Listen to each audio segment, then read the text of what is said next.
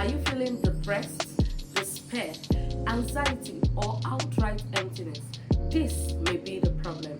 Hello everyone, and this is the Review With Me podcast. I remain your host and your walkthrough reading coach, Mrs. Peace Terminal. I hope we've been able to catch up on all our previous episodes of the book we are reading. And if you're just joining us, we have been reading and reviewing the book In Pursuit of Purpose by Miles Monroe. And yes, we are in the final chapter. What an interesting book. Please, if you are just joining us for the first time, we advise that you just scroll back and go through all the chapters.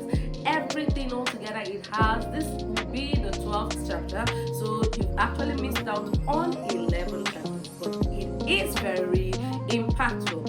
So in this 12th chapter, we have a word for the third world.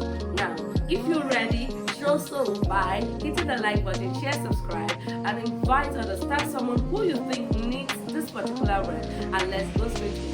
As we put it, we call it a wrap to the book In Pursuit of Purpose.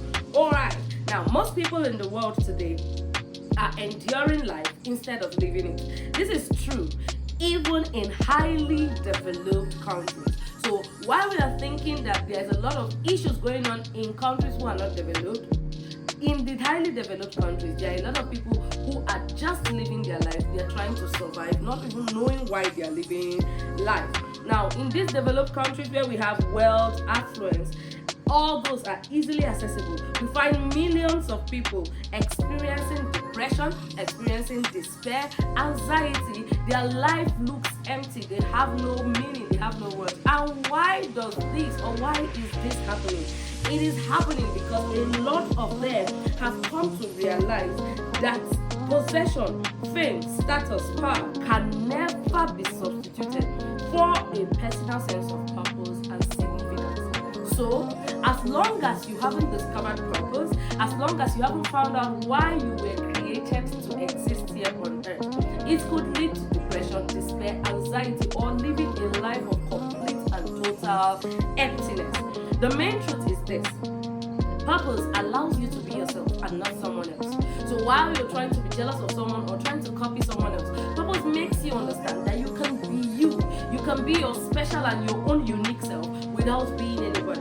Therefore, the message to the third world is this: looking up to the supposed developing nations is not the key to success. There are a lot of third world nations that actually feel like if we look up to countries who are already developed and they help us, then we'll achieve success. That is not the key to success. Neither is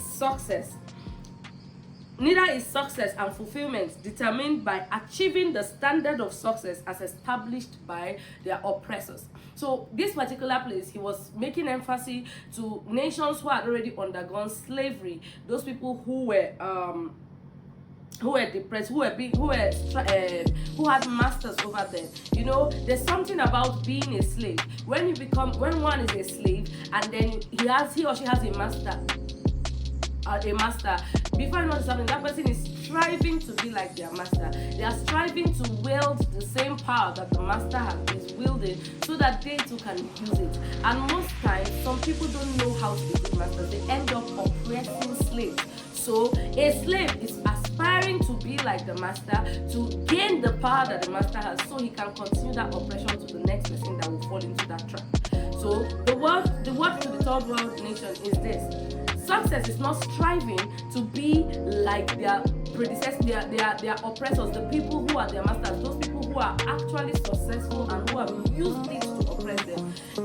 That's not success, because most of those countries are actually thinking by the time we make it, we too begin to suppress and oppress other people. So that on its own is not success.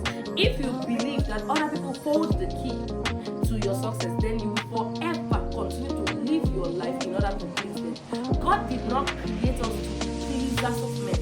He created us to be pleasers of God. So as long as you believe someone is the person that is in charge of your success, this is the person that will help you get to the top. you will forever live the life of a slave.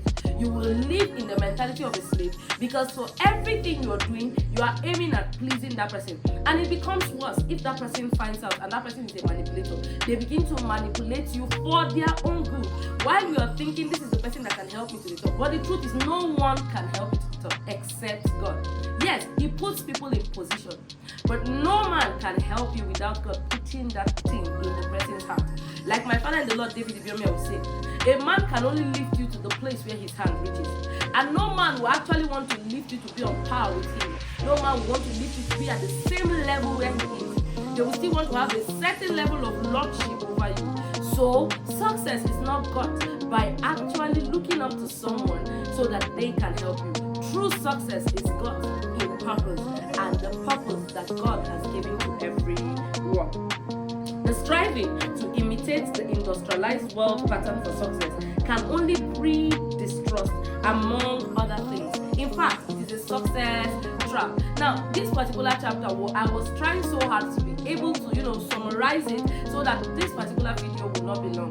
But in the bid of a lot of nations trying to be like other civilized, in quotes, countries, a lot of distrust, a lot of despair, a lot of crisis, clashes, conflicts has gone on. So at the end of the day, striving to be like someone is not the way to success. It's actually a trap.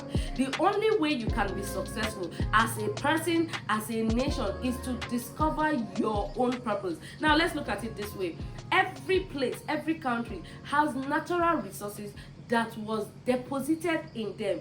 God was not mistaken when He put it there. He put it there because He knows that first and foremost, we cannot exist on our own. One, it is also a lower level to exist independently or to depend on someone. So we cannot just rely on depending on people. Neither can we just exist on our own. There's a higher level of living, and that's called interdependence, where we give, you give, and then together we're able to do something. So those minerals, those resources, everything that God placed in a particular country has a purpose for it to help build that country.